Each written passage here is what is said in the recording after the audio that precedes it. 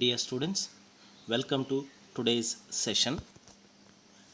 In International Business Management subject, we are studying the first unit, that is International Business and Trade. In that, today's topic for the discussion is on ethical issues in international business. Ethics refers to the accepted principles of right or wrong, what govern the conduct of a person, the members of the profession, or the actions of an organization. So ethics anta andre generally accepted principles ಅಂತ ಕರಿತೀವಿ. Ethics ಅಂತ ಅಂದರೆ generally accepted principles.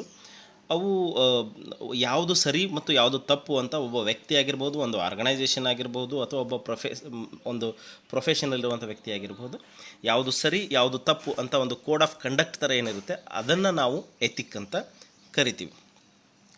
So ethics often a function of differences in the economic development, political, legal systems and culture. ಅಂದರೆ ethics ಏನಾಗುತ್ತೆ ಅಂತಂದರೆ ಎಲ್ಲನೂ ಒಳಗೊಂಡಿರುವಂಥದ್ದು ಎಥಿಕ್ಸಲ್ಲಿ ಏನೇನು ಬರುತ್ತೆ, ಏನಾಗುತ್ತೆ ಅಂತಂದರೆ ಎಥಿಕ್ಸಲ್ಲಿ ಬೇರೆ ಬೇರೆ ಸಿಸ್ಟಮ್ಸ್ ಇರುತ್ತೆ. ಎಕನಾಮಿಕ್ ಡೆವಲಪ್ಮೆಂಟ್ ರಿಲೇಟೆಡ್ ಇಶ್ಯೂಸ್ ಇರುತ್ತೆ, ಪೊಲಿಟಿಕಲ್ ಸಿಸ್ಟಮ್ ಇರುತ್ತೆ, ಲೀಗಲ್ ಸಿಸ್ಟಮ್ ಇರುತ್ತೆ, ಮತ್ತು ಕಲ್ಚರ್ನೂ ಒಂದು ಎಥಿಕ್ಸ್ ಮೇಲೆ ಬಹಳ ಪರಿಣಾಮವನ್ನು ಬೀರುತ್ತೆ. Certain practices in one country may be unethical when judged by the other country standards. ಏನಾಗುತ್ತೆ, ಒಂದು ದೇಶದಲ್ಲಿರುವಂತಹ ಪ್ರಾಕ್ಟೀಸಸ್ಸು ಇನ್ನೊಂದು ದೇಶದಲ್ಲಿ ಅನ್ಎಥಿಕಲ್ ಇರ್ಬೋದು. ಒಂದು ದೇಶದಲ್ಲಿ ಎಥಿಕಲ್ ಪ್ರಾಕ್ಟೀಸ್ ಅಂತ ಆದರೆ ಇನ್ನೊಂದು ದೇಶದಲ್ಲಿ ಅನ್ಎಥಿಕಲ್ ಪ್ರಾಕ್ಟೀಸ್ ಅಂತ ಆಗ್ಬೋದು. ಕೆಲವೊಂದು ದೇಶದಲ್ಲಿ, ಈಗ ನಮ್ಮ ದೇಶನೇ ಒಂದು ಎಕ್ಸಾಂಪಲ್, ಭಾರತವನ್ನು ಎಕ್ಸಾಂಪಲ್ ಆಗಿ ತೊಗೊಂಡ್ರೆ, ಡ್ರಗ್ಸ್ ಸೇಲ್ ಮಾಡೋದು, ಡ್ರಗ್ಸನ್ನು ಖರೀದಿ ಮಾಡೋದು, ಡ್ರಗ್ಸನ್ನು ಬೆಳೆಯೋದು, ಈ ಥರ ಒಂದು ಪ್ರಾಕ್ಟೀಸನ್ನು ನಾವು ಅನ್ಎಥಿಕಲ್ ಮತ್ತು ಇಲ್ಲೀಗಲ್, ಎರಡೂ ಇಲ್ಲೀಗಲ್ಲು ಹೌದು, ಅನ್ಎಥಿಕಲ್ ಹೌದು. ಅದೇ ಕೆಲವೊಂದು ದೇಶಗಳಲ್ಲಿ ಡ್ರಗ್ಸ್ ಮಾರಾಟವನ್ನು ಮುಕ್ತವಾಗಿ ಇಟ್ಟಿದ್ದಾರೆ. ಕೆಲವೊಂದು ಆಫ್ರಿಕನ್ ಕಂಟ್ರೀಸ್ ಆಗಿರ್ಬೋದು, ಬೇರೆ ಬೇರೆ ದೇಶಗಳಲ್ಲಿ ಡ್ರಗ್ಸನ್ನು ಬೆಳೆಯೋದು, ಮಾರಾಟ ಮಾಡೋದನ್ನು ಎಥಿಕಲ್ ಇನ್ ದ ಸೆನ್ಸ್ ಅಲ್ಲಿ ಅದು ಅನ್ಎಥಿಕಲ್ ಅಲ್ಲ, ಇಲ್ಲೀಗಲ್ ಅಲ್ಲ, ಆ ರೀತಿ. So many of the ethical issues and dilemmas in international business are rooted in the facts that political systems, law, economic development and culture vary significantly from one nation to another nation. International ಬಿಸ್ನೆಸ್ಸಲ್ಲಿ ethical issues ಎಲ್ಲಿ ಬರುತ್ತೆ ಅಂತ ಅಂದರೆ, ಯಾಕೆ ಬರುತ್ತೆ ಅಂತ ಅಂದರೆ, ಮುಖ್ಯವಾಗಿ there are many differences in international business in terms of, ಅಂದರೆ ಎಥಿಕಲ್ ಇಶ್ಯೂಸ್ ಇಂಟರ್ನ್ಯಾಷನಲ್ ಬಿಸ್ನೆಸ್ಸಲ್ಲಿ ಬೇರೆ ಬೇರೆ ದೇಶದಲ್ಲಿ ಬೇರೆ ಬೇರೆ ಲಾಗಳಿರುತ್ತೆ, ಬೇರೆ ಬೇರೆ ಎಕನಾಮಿಕ್ ಡೆವಲಪ್ಮೆಂಟ್ ಬೇರೆ ದೇಶದ ಬೇರೆ ರೀತಿ ಇರುತ್ತೆ. ಒಂದು ದೇಶ ಅಂಡರ್ ಡೆವಲಪ್ಡ್ ಇರುತ್ತೆ, ಒಂದು ದೇಶ ಫುಲ್ಲಿ ಡೆವಲಪ್ಡ್ ಇರುತ್ತೆ, ಡೆವಲಪಿಂಗ್ ಕಂಟ್ರಿ ಇರುತ್ತೆ, ಕಲ್ಚರಲ್ ವೇರಿಯೇಷನ್ಸ್ ಇರುತ್ತೆ. ಒಂದು ದೇಶದ ಕಲ್ಚರ್ ಇನ್ನೊಂದು ದೇಶದ ಕಲ್ಚರಿಂದ ಬಹಳ ಭಿನ್ನವಾಗಿರುತ್ತೆ. ಸೊ ಈ ರೀತಿ ಒಂದು ದೇಶ ಇನ್ನೊಂದು ದೇಶದಿಂದ ಬೇರೆ ಬೇರೆ ರೀತಿಗಳಲ್ಲಿ ಇಲ್ಲಿನ ಕಾನೂನು ವ್ಯವಸ್ಥೆ, ರಾಜಕೀಯ ವ್ಯವಸ್ಥೆ, ಅಲ್ಲಿನ ಕಾನೂನು ವ್ಯವಸ್ಥೆ, ರಾಜಕೀಯ ವ್ಯವಸ್ಥೆ ಎಲ್ಲ ತುಂಬ ಬದಲಾವಣೆ ಇರೋದರಿಂದ ಅಲ್ಲೇನಾಗುತ್ತೆ, ಹಲವಾರು ಎಥಿಕಲ್ ಸಮಸ್ಯೆಗಳು ಇಂಟರ್ನ್ಯಾಷನಲ್ ಬಿಸ್ನೆಸ್ಸಲ್ಲಿ ಬರೋದುಂಟು.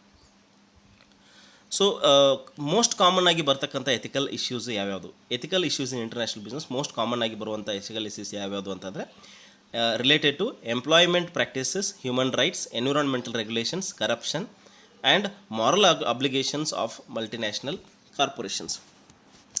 ಇಲ್ಲಿ ಮೊದಲನೇದಾಗಿ ಎಂಪ್ಲಾಯ್ಮೆಂಟ್ ಪ್ರಾಕ್ಟೀಸ್ ರಿಲೇಟೆಡ್ ಇಶ್ಯೂಸು ಯಾವ ರೀತಿ ಬರುತ್ತೆ ಇಂಟರ್ನ್ಯಾಷನಲ್ ಬಿಸ್ನೆಸ್ಸಲ್ಲಿ ಅಂತ ಅಂದರೆ, ಯಾವುದೇ ಒಂದು ಬಿಸ್ನೆಸ್ ಆಗಿರಬಹುದು,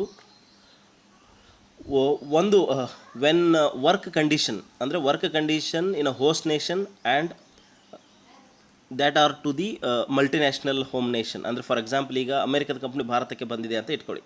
ಅವರು ನಮ್ಮ ಜನರಿಗೆ ಕೊಡ್ತಕ್ಕಂತಹ ವರ್ಕಿಂಗ್ ಕಂಡೀಷನ್ನು ಅಮೆರಿಕದಲ್ಲಿ ಇರುವಂಥ ಎಂಪ್ಲಾಯಿಗಳಿಗೆ ಕೊಡ್ತಕ್ಕಂಥ ವರ್ಕಿಂಗ್ ಕಂಡೀಷನು, ಇಂಡಿಯನ್ ಕಂಪ್ನಿಯಲ್ಲಿ ಅವ್ರದ್ದು ಇಂಡಿಯನ್ ಡಿವಿಷನ್ ಇರುತ್ತೆ. Indian division working condition, American division working condition ಬಹಳ ವೇರಿಯೇಷನ್ ಆಗುತ್ತೆ. ಅಲ್ಲಿ ಕೊಡ್ತಕ್ಕಂಥ ಸ್ಟ್ಯಾಂಡರ್ಡ್ಸನ್ನು ಅವರು ಇಲ್ಲಿ ಕೊಡೋದಿಲ್ಲ. ಸೊ ಇದು ಒಂದು ಎಥಿಕಲ್ ಇಶ್ಯೂ.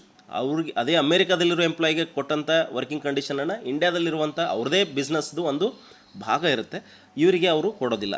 ಆಮೇಲೆ few suggest that the work condition should be the same across the Nations. Okay, so working conditions ಯಾವ ರೀತಿ ನೀವು ಕೊಡ್ತೀರಿ ಒಂದು ದೇಶದಲ್ಲಿ, ಅದೇ ಕಂಡೀಷನ್ಸನ್ನು ಬೇರೆ ದೇಶಕ್ಕೂ ಕೊಡಬೇಕು. ಫಾರ್ ಎಕ್ಸಾಂಪಲ್, ಈಗ ನಿಮ್ಮದು ಆಫೀಸು ಡೆವಲಪ್ಡ್ ನೇಷನಲ್ಲಿ ಇತ್ತು, ಡೆವಲಪ್ಡ್ ಕಂಟ್ರಿನಲ್ಲಿ ನಿಮ್ಮದು ಆಫೀಸ್ ಇದ್ದರೆ, ಬಿಸ್ನೆಸ್ ಇದ್ದರೆ, ಅದೇ ಅಂಡರ್ ಡೆವಲಪ್ಡ್ ಕಂಟ್ರಿನಲ್ಲೂ ಬಿಸ್ನೆಸ್ ನಿಮ್ಮದು ಇದ್ದರೆ, ನೀವು ಅಂಡರ್ ಡೆವಲಪ್ಡ್ ಕಂಟ್ರಿನಲ್ಲಿ ಲೋ ಸ್ಟ್ಯಾಂಡರ್ಡ್ಸ್ ವರ್ಕಿಂಗ್ ಕಂಡೀಷನ್ಸನ್ನು ಪ್ರೊವೈಡ್ ಮಾಡಿ, ಹೈ ಸ್ಟ್ಯಾಂಡರ್ಡ್ ವರ್ಕಿಂಗ್ ಕಂಡೀಷನ್ಸನ್ನು ನೀವು ಡೆವಲಪ್ಡ್ ಕಂಟ್ರಿನಲ್ಲಿ ಕೊಟ್ಟರೆ, ದ್ಯಾಟ್ ಈಸ್ ಎಂಪ್ಲಾಯ್ಮೆಂಟ್ ಪ್ರಾಕ್ಟೀಸಲ್ಲಿ ಬರ್ತಕ್ಕಂಥ ಒಂದು ಮುಖ್ಯವಾದಂಥ ಒಂದು ಇಶ್ಯೂ. ಓಕೆ. ಸೆಕೆಂಡಾಗಿ ಬರ್ತಕ್ಕಂಥದ್ದು human rights related. So human rights ಅಂತ ಅಂದರೆ question of human rights can arise in international business because basic human rights still are not respected in many countries, many nations. So ಕೆಲವೊಂದು human rights questions ಯಾಕೆ ಬರುತ್ತೆ international ಬಿಸ್ನೆಸ್ಸಲ್ಲಿ ಅಂತಂದರೆ, ಹಲವಾರು ದೇಶಗಳಲ್ಲಿ ಇವತ್ತಿನವರೆಗೂ ಹಲವಾರು ದೇಶಗಳಿಗೆ ಹ್ಯೂಮನ್ ರೈಟ್ಸ್ಗಳಿಗೆ ಬೆಲೆ ಇಲ್ಲ. ಹ್ಯೂಮನ್ ರೈಟ್ಸ್ಗಳಿಗೆ ಬೆಲೆ ಇಲ್ಲ ಅಂದರೆ ಅದರ ಅರ್ಥ ಏನು ಅಂತಂದರೆ, ಅವರ ದೇಶದಲ್ಲಿರುವ ಅವರ ಜನತೆಗೆ ಹ್ಯೂಮನ್ ರೈಟ್ಸ್ ಅಪ್ಲಿಕೇಬಲ್ ಆಗುತ್ತೆ, ಅವರದಲ್ಲದ ದೇಶದ ಜನರಿಗೆ ಹ್ಯೂಮನ್ ರೈಟ್ಸ್ ಅಪ್ಲಿಕೇಬಲ್ ಆಗೋದಿಲ್ಲ. ನೀವು ಸಾಕಷ್ಟು ಕನ್ಫ್ಲಿಕ್ಟ್ಗಳನ್ನು ನೋಡಿದಿರಿ. ಅಫ್ಘಾನಿಸ್ತಾನ ಆಗಿರ್ಬೋದು, ಸಿರಿಯಾ ಆಗಿರ್ಬೋದು, ISIS ಆಗಿರ್ಬೋದು, ಎಲ್ಲೆಲ್ಲಿ ಉಗ್ರವಾದಿ ಸಂಘಟನೆಗಳಿದ್ದಾವೆ. ಆಮೇಲೆ ಆಫ್ರಿಕನ್ ಕಂಟ್ರೀಸಲ್ಲಿ, ಹಲವಾರು ಹಿಂದುಳಿದ ಆಫ್ರಿಕನ್ ಕಂಟ್ರೀಸಲ್ಲಿ ಹಲವಾರು ಸಮಸ್ಯೆ. ಅವರು ಹ್ಯೂಮನ್ ರೈಟ್ಸ್ಗಳನ್ನ ಯಾರೂ ಕೇಳೋದಿಲ್ಲ.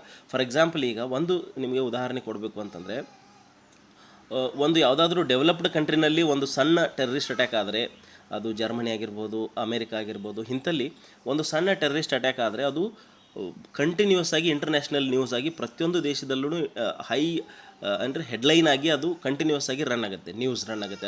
ಅದ್ರ ಮೇಲೆ ಪ್ರಶ್ನೆಗಳು ಹುಟ್ಕೊಳ್ತವೆ, ಅದ್ರ ಮೇಲೆ ಹ್ಯೂಮನ್ ರೈಟ್ಸ್ ಕಮಿಷನ್ಗಳೆಲ್ಲ ಮಾತಾಡ್ತವೆ. ಆದರೆ ಅದೇ ಹಿಂದುಳಿದ ಯಾವುದೋ ಒಂದು ಆಫ್ರಿಕನ್ ಕಂಟ್ರಿನಲ್ಲಿ ದೊಡ್ಡ ಬಾಂಬ್ ಬ್ಲಾಸ್ಟ್ ಆಗಿ ಎಷ್ಟೋ ಜನ ಸತ್ರೂ, ಏನೇ ಆದ್ರೂ ಅದು ಸಣ್ಣದೊಂದು ಯಾವುದೋ ಒಂದು ನ್ಯೂಸ್ ಪೇಪರಲ್ಲಿ ಒಂದು ಮೂಲೆಯಲ್ಲಿ ಬಂದು ಹೋಗುತ್ತೆ, ಅದನ್ನು ಯಾರೂ ಕೇರ್ ಮಾಡೋದಿಲ್ಲ. So human rights are equal to each and every one. ಅದೇ ರೀತಿ ಇಂಟರ್ನ್ಯಾಷನಲ್ ಬಿಸ್ನೆಸ್ಸಲ್ಲೂ ಹ್ಯೂಮನ್ ರೈಟ್ಸು ಈ ರೀತಿ ಸಮಸ್ಯೆ ಬರುತ್ತೆ. Rights that we take for granted in developed nations such as freedom of association, freedom of speech, freedom of assembly, freedom of movement and freedom of political repression are no means universally accepted. ಹಲವಾರು ದೇಶಗಳಲ್ಲಿ, ಅಂದರೆ developed ಕಂಟ್ರಿಗಳಲ್ಲಿ ಈ ರೀತಿ ಎಲ್ಲ freedom of speech ಆಗಿರ್ಬೋದು, freedom of assembly ಆಗಿರ್ಬೋದು, ಇದೆಲ್ಲ ಹ್ಯೂಮನ್ ರೈಟ್ ಆಗಿ ಕನ್ಸಿಡರ್ ಆಗುತ್ತೆ. ಅದೇ ಒಂದು ಅಂಡರ್ ಡೆವಲಪ್ಡ್ ಕಂಟ್ರಿನಲ್ಲಿ ಅದು ಅಪ್ಲಿಕೇಬಲ್ ಆಗೋದಿಲ್ಲ. ಆ್ಯಂಡ್ ಏನಾಗುತ್ತೆ ಅಂದರೆ ದ ಕಂಪ್ನೀಸ್ ಆಪ್ರೇಟಿಂಗ್ ಇಂಟರ್ನ್ಯಾಷನಲಿ, ಅವ್ರಿಗೆ ನಾವು ಒಂದು ಏನು ಪ್ರಶ್ನೆ ಕೇಳ್ಬೋದು ಅಂದರೆ, what is the responsibility of a foreign multinational when operating in a country where the basic human rights are trampled on. ಅಂದರೆ ಬೇಸಿಕ್ ಹ್ಯೂಮನ್ ರೈಟ್ಸ್ಗಳ ಒಂದು ಬೆಲೆ ಇಲ್ಲದೇ ಇರುವಂತಹ ದೇಶಗಳಲ್ಲಿ ಅವರು ಆಪ್ರೇಟ್ ಮಾಡ್ತಾ ಇದ್ದಾರೆ ಅಂತಂದರೆ ಅವ್ರ ರೆಸ್ಪಾನ್ಸಿಬಿಲಿಟಿ ಏನು? ಮಲ್ಟಿನ್ಯಾಷನಲ್ ಕಾರ್ಪೊರೇಷನ್ಸ್ಗಳು ಹ್ಯೂಮನ್ ರೈಟ್ಸ್ಗಳ ಬಗ್ಗೆ ಯಾಕೆ ಒತ್ತು ಕೊಡೋದಿಲ್ಲ, ಅದಕ್ಕೆ ಬೆಂಬಲ ಯಾಕೆ ಕೊಡೋದಿಲ್ಲ ಅಂತ ಅದನ್ನು ನಾವು ಪ್ರಶ್ನೆಗಳನ್ನ ಕೇಳ್ಬೋದು. ಅದು ಒಂದು ಹ್ಯೂಮನ್ ರೈಟ್ಸು ಇಶ್ಯೂ ಇದೆ. ಎನ್ವಿರಾನ್ಮೆಂಟಲ್ ಪೊಲ್ಯೂಷನ್ ಇಶ್ಯೂಸ್ ಅಥವಾ environmental regulation related issues. Okay.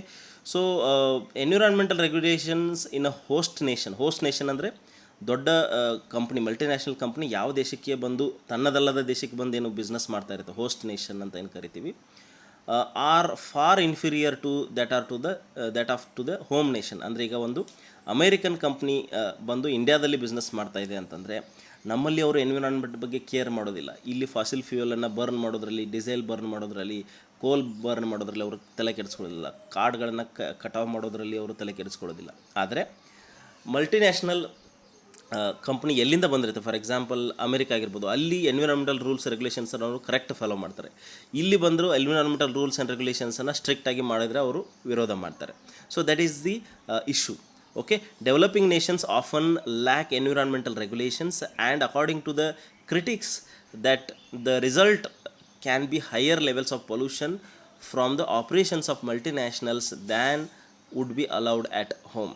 ಅಂದರೆ ಏನಾಗುತ್ತೆ, ಡೆವಲಪಿಂಗ್ ಕಂಟ್ರಿಗಳಲ್ಲಿ ಎನ್ವಿರಾನ್ಮೆಂಟಲ್ ರೆಗ್ಯುಲೇಷನ್ಸ್ ರಿಲೇಟೆಡು ರಿಸ್ಟ್ರಿಕ್ಷನ್ಸು ಜಾಸ್ತಿ ಇಲ್ಲ. ಅದಕ್ಕೋಸ್ಕರ ಈ ಡೆವಲಪ್ಡ್ ಕಂಪ್ನಿಗಳೇನಿದೆ, ಮಲ್ಟಿನ್ಯಾಷನಲ್ ಕಂಪ್ನಿಗಳೇನಿದ್ದಾವೆ, ಈ ಡೆವಲಪಿಂಗ್ ಕಂಟ್ರಿಗಳಲ್ಲಿ ಹೋಗಿ ಹೆಚ್ಚು ಪೊಲ್ಯೂಷನ್ಸನ್ನು ಮಾಡ್ತವೆ. ಯಾಕಂದರೆ ಅಲ್ಲಿ ಎನ್ವಿರಾನ್ಮೆಂಟಲ್ ಪೊಲ್ಯೂಷನ್ ರಿಲೇಟೆಡ್ ರೆಗ್ಯುಲೇಷನ್ಸ್ ಇಲ್ಲ. ಆಮೇಲೆ ಆ ರೆಗ್ಯುಲೇಷನ್ಸ್ ತರದೇ ಇರೋ ಥರ ಅವು ತಡಿತವೆ, ಅದು ಒಂದು ಸಮಸ್ಯೆ. Okay, that is the issue of international business with respect to environment protection and environment regulation. Environmental questions like an added importance because of some parts of the environment are public good that no one owns but anyone can despoil. ಅಂತಂದರೆ environmental questions ಏನಿದೆ, ಕೆಲವೊಂದು part of the environment public ಗುಡ್ಗೋಸ್ಕರ ಇರುತ್ತೆ, ಅದನ್ನು ಯಾರು ಬೇಕಾದರೂ ಬಂದು ಹಾಳು ಮಾಡೋದು ಸರಿಯಲ್ಲ ಅಂತ. The tragedy of the commons occur when the resources held in common by all but owned by no one is overused by individuals resulting in a degradation. ಅಂದರೆ ಏನಾಗುತ್ತೆ ಅಂತಂದರೆ ಇಲ್ಲಿ ಹೇಳೋರು ಕೇಳೋರು ಯಾರೂ ಇಲ್ಲ ಅಂತ ಆಗುತ್ತೆ. ದ ಕಾಮನ್ ಮ್ಯಾನ್ಗೆ ಯಾವಾಗ ಸಮಸ್ಯೆ ಆಗುತ್ತೆ ಅಂದರೆ ಹಲವಾರು ರಿಸೋರ್ಸಸ್ಗಳಿವೆ. ಅಂದರೆ ನ್ಯಾಚುರಲ್ ರಿಸೋರ್ಸ್ ಅಂದರೆ ಎಲ್ಲರಿಗೂ ಸಂಬಂಧಪಟ್ಟದ್ದು. ಅದು ಯಾವುದೇ ಒಬ್ಬ ವ್ಯಕ್ತಿಗೆ ಓನ್ ಆಗಿರೋದು ಅಥವಾ ದೇಶಕ್ಕೆ ಓನ್ ಆಗಿರೋದಲ್ಲ, ಎಲ್ಲರಿಗೂ ಸಂಬಂಧಪಟ್ಟಂಥ ಒಂದು ಎನ್ವಿರಾನ್ಮೆಂಟ್ ಅಂದರೆ ಎಲ್ಲರ ಆಸ್ತಿ ಇದ್ದಂಗೆ. ಸೊ ಈ ಆಸ್ತಿಯನ್ನು ಯಾರೂ ಓನ್ ಮಾಡೋದಿಲ್ಲ, ಆದರೆ ಯಾರೂ ಜವಾಬ್ದಾರಿನೂ ತೊಗೊಳ್ಳೋದಿಲ್ಲ. ಕೆಲವೊಬ್ಬರು ಏನು ಮಾಡ್ತಾರೆ, ಕೆಲವೊಂದು ಬಿಸ್ನೆಸ್ಗಳಾಗಿರ್ಬೋದು, ವ್ಯಕ್ತಿಗಳಾಗಿರ್ಬೋದು, ಅದನ್ನು ಓವರ್ ಯೂಸ್ ಮಾಡಿ ಎನ್ವಿರಾನ್ಮೆಂಟಲ್ ಡಿಗ್ರೇಡೇಷನ್ ಅಂದರೆ ಎನ್ವಿರಾನ್ಮೆಂಟನ್ನು ಹಾಳು ಮಾಡ್ತಾ ಇದ್ದಾರೆ. So that is the issue in international business. They are next comes the related to corruption. Corruption is problem in almost every city or every society or every country. From the history we can see it from in the history also. Okay, even today it is there, the corruption problem is there. So international business also has problem with it takes advantage by making payment to government officials and government political leaders for getting the favors. ಏನಾಗುತ್ತೆ corruption ಅಂತಂದರೆ ಕೆಲವೊಂದಲ್ಲ ಎಲ್ಲ ದೇಶಗಳಲ್ಲೂ corruption ಬೇರೂರಿದೆ. So ಇವತ್ತಿಗೂ ಅದು corruption ಅನ್ನೋದು ಎಲ್ಲೂ ಹೋಗಿಲ್ಲ, ಇದೆ.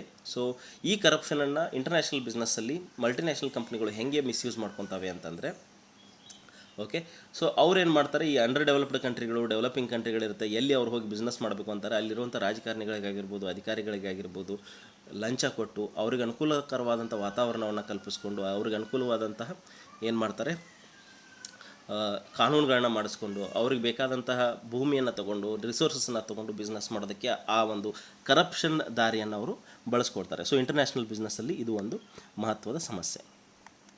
ಹಲವಾರು ಕಾನೂನುಗಳು ಬಂದಿದೆ, but still international business international business ಟ್ರಾನ್ಸಾಕ್ಷನ್ಸ್ಗಳನ್ನ ಮಾಡುವಲ್ಲಿ ಏನಿದೆ ಸಮಸ್ಯೆ ಇದೆ. ಹಲವಾರು ಕಾನೂನುಗಳು ಬಂದರೂ ಅದು ಎಫೆಕ್ಟಿವ್ ಆಗಿ ಇಂಪ್ಲಿಮೆಂಟ್ ಆಗಿಲ್ಲ, ಯಾಕಂದರೆ ಮಲ್ಟಿನ್ಯಾಷನಲ್ ಕಂಪ್ನಿಗಳ ಪ್ರಭಾವ ಆ ರೀತಿ ಇರುತ್ತೆ. So moral obligations of multinational corporations. So ಈ ಮಾರಲ್ ಅಬ್ಲಿಗೇಷನ್ಸ್ ಅಂತ ಬಂದಾಗ ಮಾರಲ್ ಅಬ್ಲಿಗೇಷನ್ಸ್ ಅಂದರೆ ಏನು? Moral obligations means nobody is going to tell you to do this and not to do this. So it is everyone's moral duty to do the good and to be the best. Okay, so ಇಲ್ಲೇನಾಗುತ್ತೆ, moral duty ಅಂತಂದರೆ ಎಲ್ಲರಿಗೂ ಒಳ್ಳೇದು ಮಾಡುವಂಥ ಒಂದು ಗುಣ, ಅದಕ್ಕೆ moral duty, moral obligations ಅಂತ ನಾವು ಕರಿತೀವಿ. But multinational corporations they have power that come from their own control of over the resources and their ability to move production from country to country. ಅಂದರೆ ಮಲ್ಟಿನ್ಯಾಷನಲ್ ಕಾರ್ಪೊರೇಷನ್ಸ್ ಹತ್ರ ಬಹಳ power ಇರುತ್ತೆ, ಅಂದರೆ money power ಇರುತ್ತೆ, economic power ಇರುತ್ತೆ ಅವ್ರ ಹತ್ರ. So they have the moral obligation, ಅವ್ರ ಮೇಲೆ ಒಂದು ಜವಾಬ್ದಾರಿ ಇದೆ, moral responsibility or moral obligation ಅಂತ ಇದೆ. So the philosophers argue that with this much power that the social responsibility is also on the multinational corporations to give something back to the societies that enable them to prosper and grow to this level. ಅಂದರೆ multinational ಕಾರ್ಪೊರೇಷನ್ಸ್ಗಳು ಇಷ್ಟೊಂದು ದೊಡ್ಡದಾಗಿ ಏನು ಬೆಳೆದಿದೆಯಲ್ಲ, ಆ ರೀತಿ ಬೆಳೆಯೋದಕ್ಕೆ ಸಹಾಯ ಮಾಡಿರೋದು society. ಈ ಸೊಸೈಟಿಯಿಂದನೇ ಮಲ್ಟಿನ್ಯಾಷನಲ್ ಕಾರ್ಪೊರೇಷನ್ಸು ಅಷ್ಟು ದೊಡ್ಡದಾಗಿ ಬೆಳೆದಿದೆ. ಸೊ ಇವಾಗ ಟೈಮ್ ಬಂದಿರೋದು ಏನಕ್ಕೆ ಅಂತಂದರೆ, ಅವರು ವಾಪಸ್ ಸೊಸೈಟಿಗೆ ಏನು ಕೊಡ್ತಾರೆ, what they give back to the society ಅನ್ನೋದು ಒಂದು ಅವರ ಮಾರಲ್ ಅಬ್ಲಿಗೇಷನ್ ಆಗಿದೆ, ಅವ್ರ ಮೇಲೆ ಒಂದು ಮಾರಲ್ ಜವಾಬ್ದಾರಿ ಆಗಿದೆ, ಅವ್ರ ಮೇಲೆ ಒಂದು ನೈತಿಕ ಜವಾಬ್ದಾರಿ ಆಗಿದೆ. ಸೋಷಿಯಲ್ ರೆಸ್ಪಾನ್ಸಿಬಿಲಿಟಿ ಅಂತಂದರೆ ಬಿಸ್ನೆಸ್ ಪೀಪಲ್ ಏನು ಮಾಡ್ತಾರೆ, ಸೋಷಿಯಲ್ ಕಾನ್ಸಿಕ್ವೆನ್ಸಸ್, ಸೊಸೈಟಿನಲ್ಲಿರೋ ಸಮಸ್ಯೆಗಳನ್ನ ಬಗೆಹರಿಸಲಿಕ್ಕೆ ಅವರು ಏನು ಸಾಧ್ಯ ಆಗುತ್ತೆ ಅದನ್ನು ಸಹಾಯನ ಮಾಡಬೇಕು. ಸೊ ಈ social responsibility and moral obligation advocate ಮಾಡ್ತಕ್ಕಂಥವ್ರು ಏನು ಹೇಳ್ತಾರೆ ಅಂತಂದರೆ, businesses need to recognise their noblesse oblige ಅಂತ ಕರೀತಾರೆ. ಅಂತ ಅಂದರೆ ಸಕ್ಸಸ್ಫುಲ್ ಎಂಟರ್ಪ್ರೈಸಸ್ ಆಗಬೇಕು ಅಂತಂದರೆ ಬರೀ ಎಕನಾಮಿಕಲಿ ಪವರ್ಫುಲ್ ಆಗೋದಷ್ಟೇ ಅಲ್ಲ, they have to serve the society also they also should do the good to the society ಅಂತ ಹೇಳ್ತಾರೆ. So these are the issues in the international business. Thank you.